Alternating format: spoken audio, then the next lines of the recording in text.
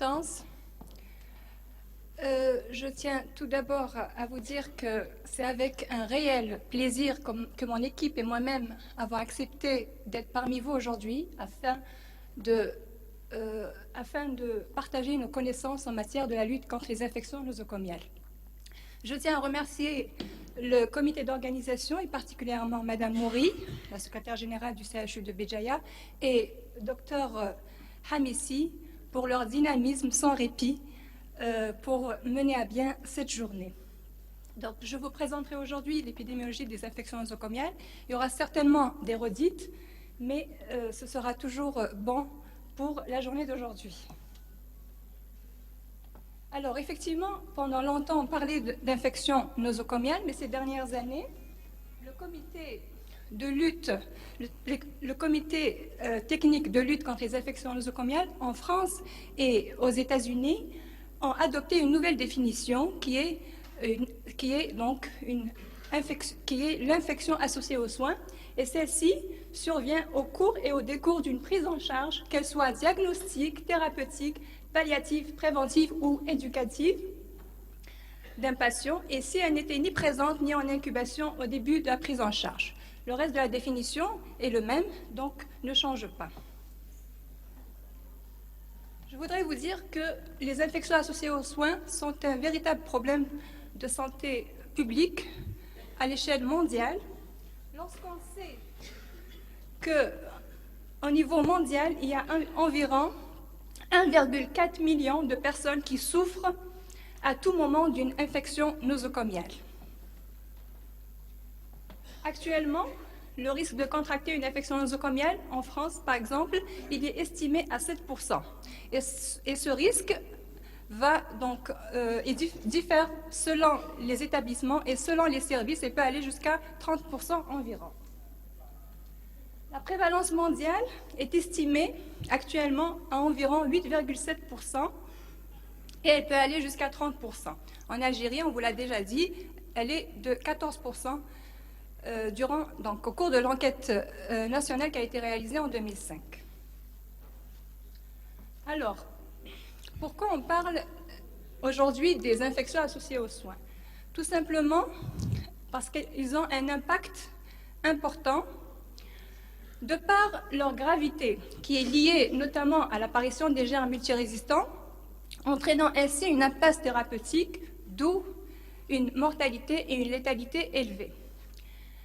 La mortalité, selon l'OMS, elle est estimée à environ un décès sur 9 millions d'infections nosocomiales,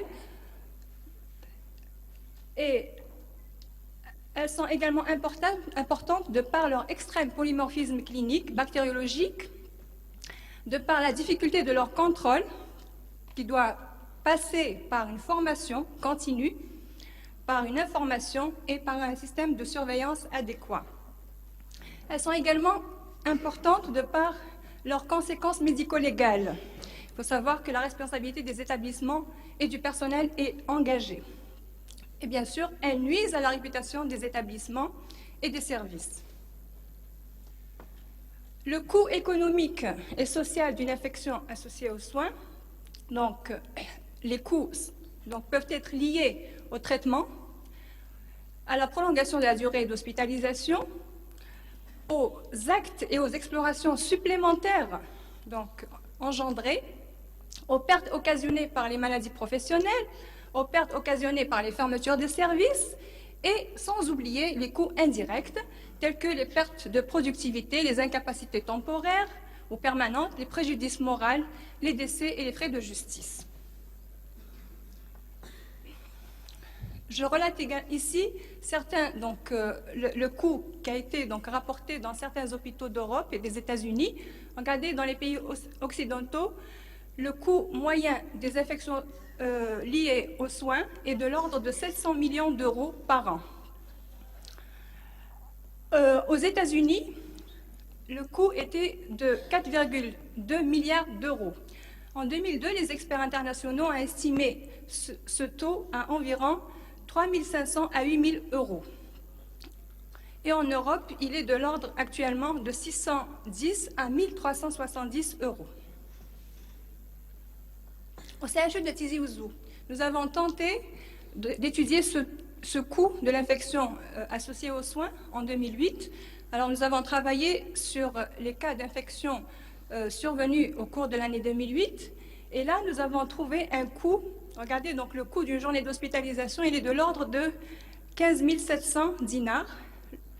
Le coût de la journée d'hospitalisation avec infection nosocomiale, il est monté à environ 17 500 dinars, engendrant ainsi un allongement de la durée moyenne de séjour de 13 jours et entraînant un surcoût pour une infection nosocomiale d'environ 226 900 dinars.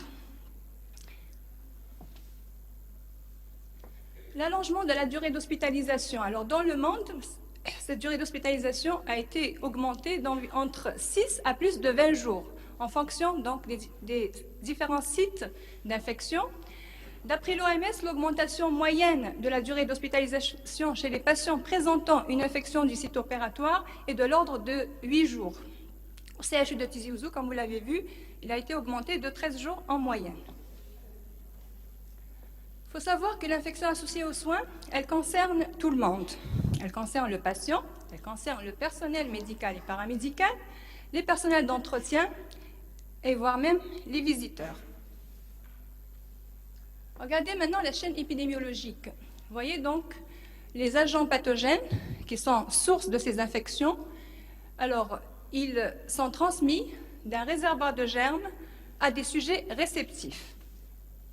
Le réservoir des germes est constitué de quoi? Il est constitué de flore de malades, de flore de personnel et de flore environnementale. Les sujets réceptifs, c'est toute personne donc, travaillant ou admise dans un établissement de santé peut être donc sujette à faire une infection nosocomiale. Cependant, il y a certaines personnes qui sont plus sensibles que d'autres. Ce sont surtout les personnes avec déficit immunitaire, les brûlés, les diabétiques, les insuffisants respiratoires, les vieillards et bien sûr les nouveau-nés. Comment se fait la transmission? Alors, il y a 4 types de transmission dans un établissement de soins. Il y a d'abord l'auto-infection, comme son nom l'indique, c'est le patient qui s'auto-infecte avec ses propres germes, avec sa propre flore. Elle se voit surtout quand le patient, par exemple, il a des escarres en rééducation. Vous avez également l'hétéro-infection, c'est toute infection donc, qui est transmise au patient par les mains des personnels ou bien par le matériel. Vous avez la xéno-infection, c'est toute infection qui survient donc suite aux visites dans un établissement de santé. C'est pour ça qu'on recommande souvent de réglementer les visites dans un établissement de soins. Il y a également l'exo-infection, c'est toute infection qui survient suite à des agents extérieurs à l'établissement, comme par exemple l'eau à l'hôpital ou l'alimentation à l'hôpital. Voici les différents modes d'expression épidémiologique. Alors, l'infection nosocomiale peut être exprimée soit sporadiquement, c'est-à-dire il y a un cas d'infection qui survient dans un service donné ou dans une unité de soins donnée, c'est un cas isolé. Parfois, elle survient sous forme épidémique, c'est-à-dire il y a 2 ou plusieurs cas qui surviennent dans une même unité de soins ou dans un même service. Et d'autres fois, sous forme endémique, c'est-à-dire qu'il y a des germes, ou il y a un germe qui est présent dans une unité de soins ou dans un service, mais au cours de plusieurs mois, voire plusieurs années. Quels sont les facteurs favorisants maintenant de ces infections? Alors, quel que soit le mode de transmission, la survenue d'une infection associée aux soins est favorisée par la situation médicale du patient, qui elle-même dépend, bien sûr, de son âge et de sa pathologie, vous avez vu que les personnes âgées, les immunodéprimés, les nouveau-nés, etc., sont les plus sensibles à faire ces infections. Certains traitements, notamment les antibiotiques, les immunodépresseurs, et bien sûr les actes invasifs, tels que les cathéters, les sondages, la ventilation artificielle, etc.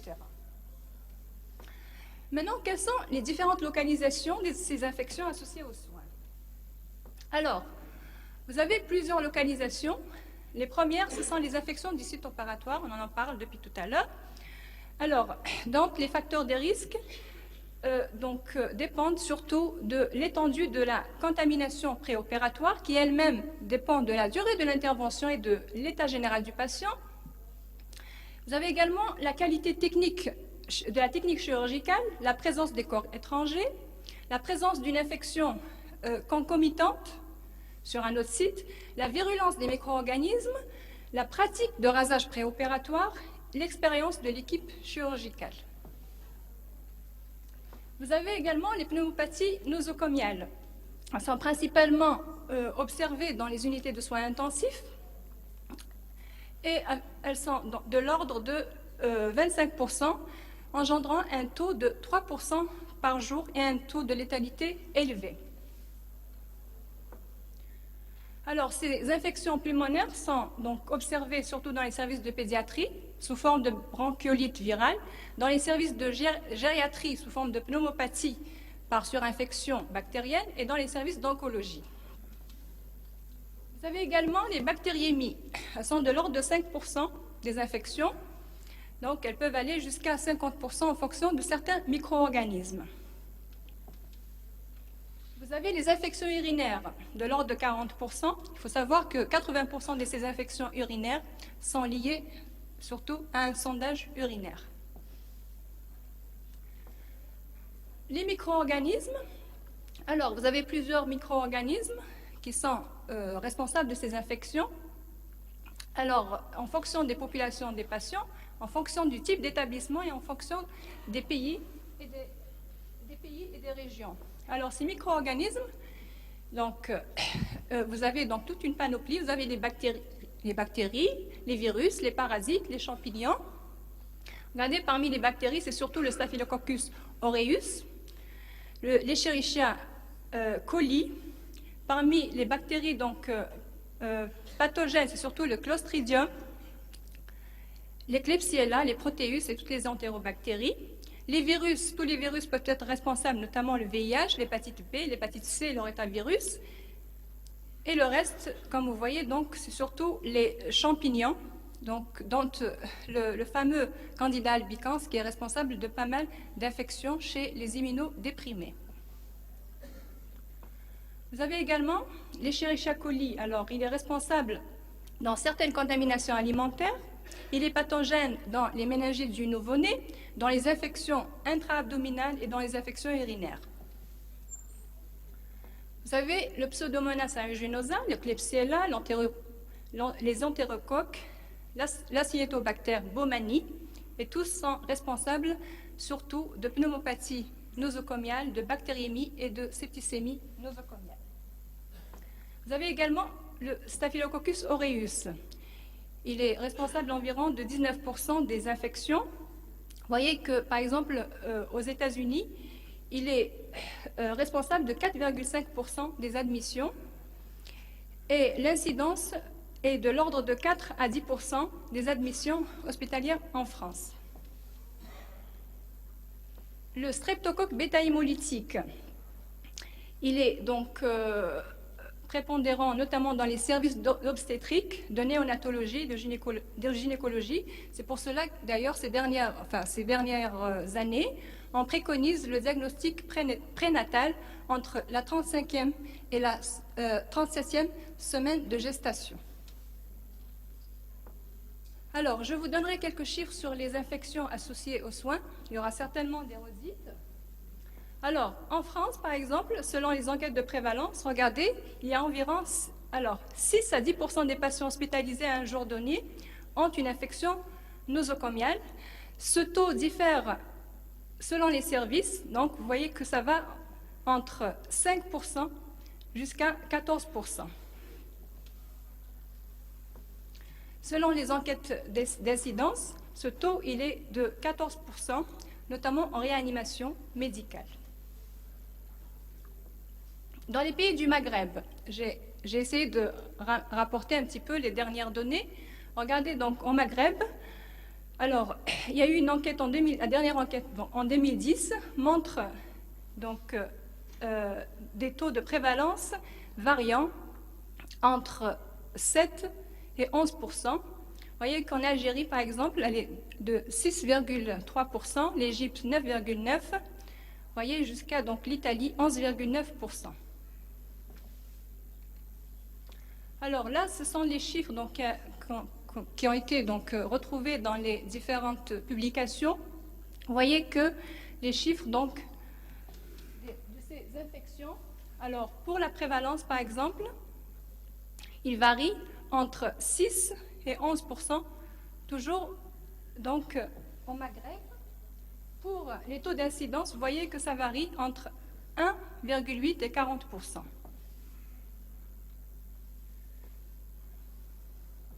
En Algérie, regardez donc les différentes enquêtes qui ont été faites. Pour les enquêtes de prévalence, les taux varient entre 5 et 13%.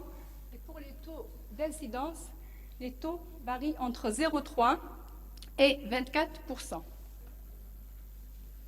Au CHU de Tizi Ouzou, j'ai tenu quand même à rapporter ces chiffres. Alors, vous voyez que les taux de prévalence depuis 2003, alors, il passe de 12,6 en 2003 à 7,7 en 2010. Je voudrais juste vous dire que la dernière enquête qui a été réalisée en octobre 2011 montre un taux, donc selon une analyse préliminaire, un taux de 4,6%. Mais il faut dire qu'il y a eu d'énormes efforts qui ont été donc consentis en matière de lutte contre les infections nosocomiales. Cependant, ces dernières années, on remarque que les infections qui ont été, donc, les infections qui ont été retrouvées, ce sont des infections à germes multirésistants, entraînant souvent une impasse thérapeutique, donc un taux de létalité en augmentation. Je dirais un mot donc, sur les méthodes de lutte. Alors, les méthodes de lutte passent tout d'abord par une surveillance. Alors, la surveillance, c'est donc... La surveillance, d'abord, c'est les enquêtes autour des cas. Après signalement ou après déclaration, il y a une enquête qui est diligentée autour du cas et des recommandations sont prodiguées afin d'éviter d'éventuelles épidémies. Vous avez également des enquêtes d'incidence qui sont réalisées donc, selon les moyens, soit une fois par an, soit périodiquement. Vous avez des enquêtes d'incidence et puis des audits, notamment d'observation, de connaissances et de pratiques. Vous avez également, cette lutte ne peut pas avoir lieu sans l'apport de la formation médicale ou paramédicale, l'information, la sensibilisation et vous avez également la rupture de la chaîne de transmission. C'est la stratégie. Donc je vais passer rapidement. La stratégie de lutte, elle passe donc par une réglementation, par la mise en place de CLIN et les principes, ce sont les précautions standards et les précautions complémentaires. Alors, je vais passer très rapidement. Alors, les précautions standards, on en a déjà parlé. Les précautions complémentaires se surajoutent aux précautions standards et elles sont prescrites selon les voies de transmission, donc soit si la transmission se fait par l'air, par gouttelette ou bien par contact. Alors, vous avez donc des principes. Alors, pour l'isolement, donc on a deux types d'isolement. Il y a l'isolement septique et l'isolement protecteur. L'isolement septique, vous voyez, donc il faut faire barrière à la diffusion de l'agent infectieux connu ou présumé à partir du patient ou de son environnement immédiat. Alors, soit donc venant des autres patients, soit des soignants, ou bien des visiteurs. Dans l'isolement protecteur, c'est l'inverse, il faut plutôt faire barrière à l'entrée des germes infectieux dans l'environnement immédiat du patient, comme vous voyez. des patients, des soignants ou des visiteurs.